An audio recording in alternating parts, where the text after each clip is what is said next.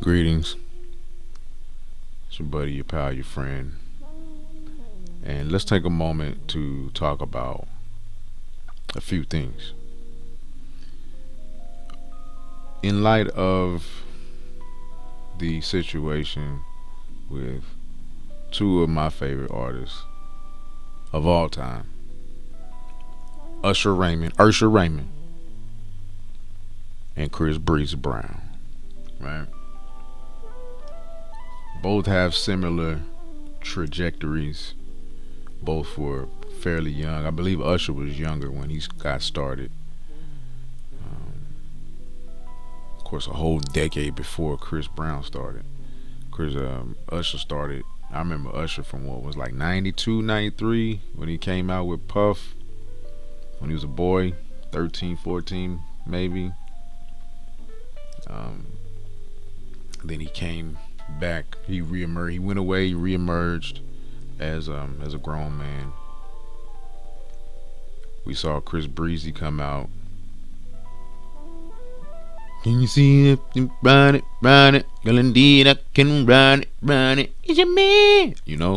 Pop, little pop boy. Coming out with Joel Santana. Make it pop, honey. Make it drop, honey. That shit was dope. Run it. So, and then Chris Brown. We know his story, his history of violence. Um, we won't even touch on Queen Riri. On that in that situation, that was. Uh, I believe he deserved grace for that, and he got grace for it. I believe he got grace for it. A lot of people forgave him eventually. A lot of people haven't. I forgave him.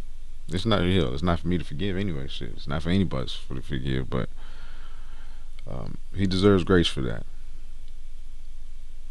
And then I was explaining to my daughters because all my kids are music heads. They love music just as much as I do. The stories behind it, the climate behind when certain records were dropping. We were playing Deuces the other day. This before the incident happened. I was just talking about how Chris Breezy. I was talking about how hit music can nullify and erase a lot of your imperfections and your shortcomings. And I was explaining to him, I was like, man, shit. After when he dropped Deuces, that was like his comeback song.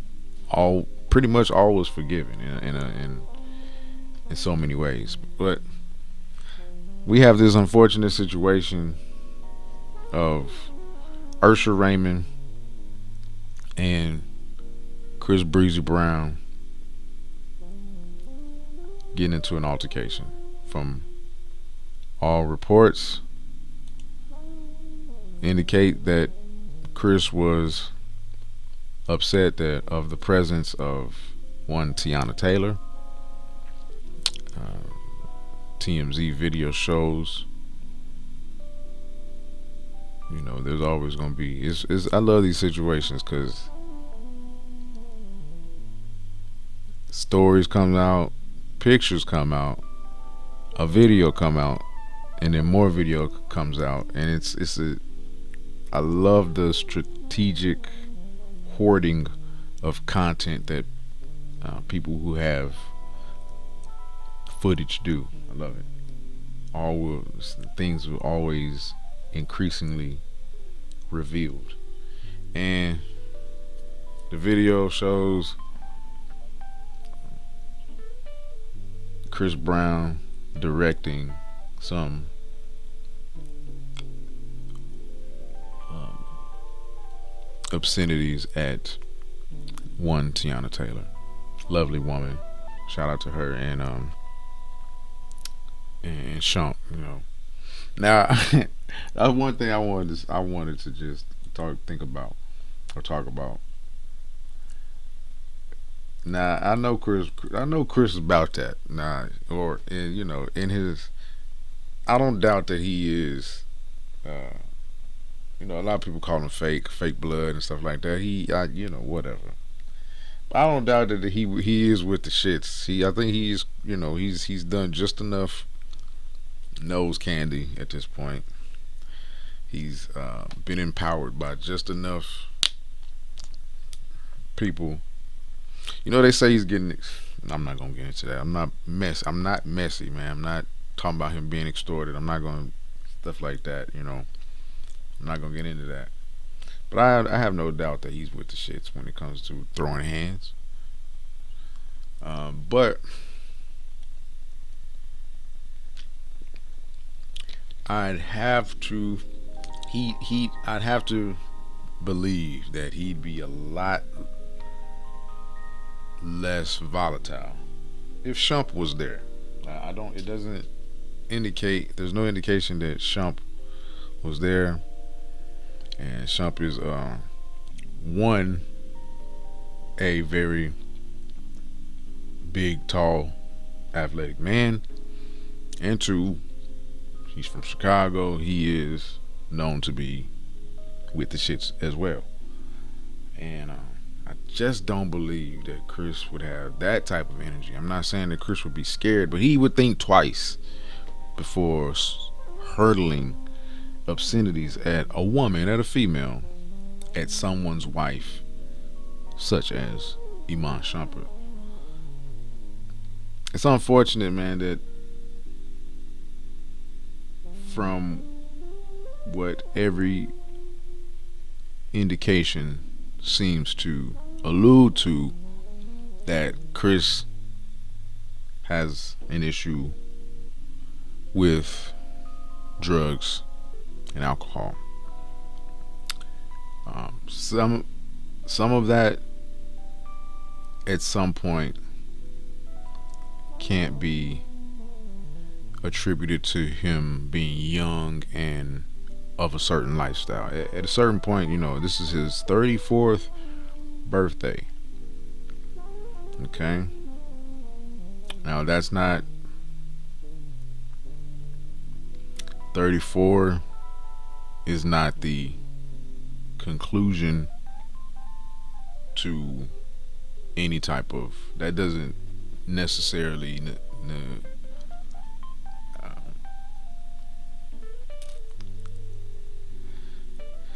we're at a different time now. We are at a different time. We see 50-year-olds. The 50-year-olds that we see now are not the 50-year-olds that we saw when we were children, when I was a kid. Chris Brown at 34, of course, he lives a different lifestyle. But I remember the 34-year-olds. My earliest memories as a child, my own father would have been 34, 35, and he was very much a well into his responsible years, and um, lived a totally different lifestyle. And of course, he wasn't a celebrity, but anyway, 34 is still young. 34 is not old, but it's too old to be doing that shit. And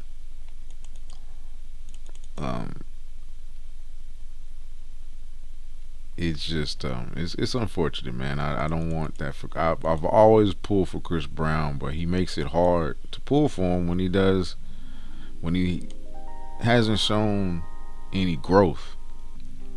Hasn't shown any growth. Um, and I don't know about the people that he has around him. That's what I would question, is like the people he has around him. I don't know.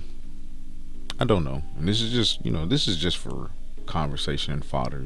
At the end of the day, this is something between two people and the people that are close to them. And the real question is, for the fans, when will we have their verses?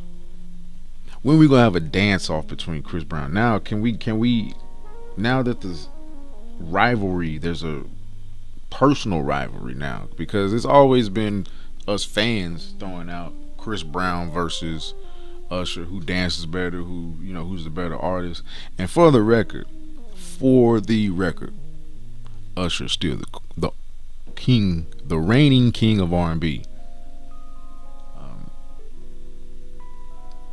R. Kelly doesn't count. R. Kelly is actually the king of R&B. I don't care what you say. Aside from anything personal with that man is the R in R&B. But he's the R and R&B emeritus, if you know what that means. That means he's above and beyond. He doesn't even count. Don't get it twisted. Usher is still the king of R&B. He never relinquished that title. He had that title probably since he dropped. Well, even before, because 8701, whatever, what was 8702? That was his stamp on the game as being the king of R&B. I mean, at that time, you had Tyrese, you had Tank, you had Genuine, you had Avant, um, Music Soul Child. He's neo soul, still R&B. Anthony Hamilton was just on the horizon. Or he came just a little bit after Life Jennings hit the scene. But the one who stood and has stood above and beyond the rest has been Usher, baby. Usher Raymond. And Chris Brown, I always said, man, Chris Brown is super talented, man. And I always said, as far as entertainment, he's the closest thing to Michael Jackson we've got. Music, now I'll say this, music wise, I know I'm getting off subject. Music wise, Bruno Mars is the closest thing modern day we have to Michael Jackson. As far as the music that he makes, because he covers all types of genres, just like Mike did, right? So Bruno Mars is in that aspect, but just overall entertainment, as far as the dancing and the showmanship, Chris Brown is the closest one we have to Michael Jackson. Chris Brown is awesome,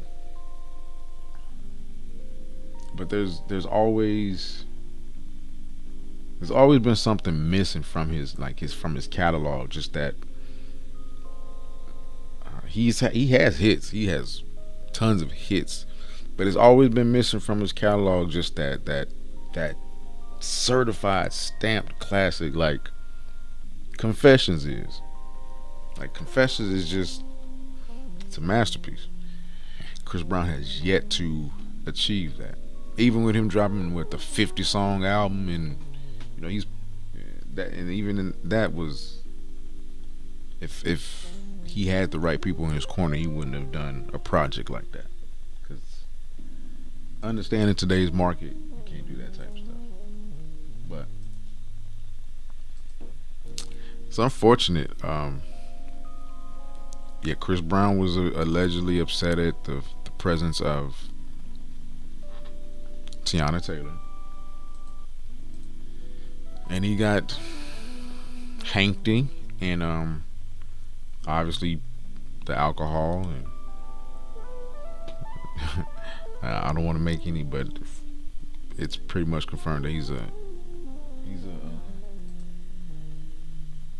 he plays with his nose quite often, quite regularly, and so all that combination, man, and then just um, the fact that I'd have to question again people he's around. How much solitude does he have? Chris Brown likely doesn't really know himself, unfortunately. Those one of the drawbacks of having fame and that type of career and that type of demand. I'm sure he's in one aspect he has everything a man could want, access to any woman he wants. But he's still at a deficit and a lack, obviously, and it's being illustrated There's internal conflict. There are lessons that he missed along the way that would have been beneficial to him. Emotional intelligence, you know,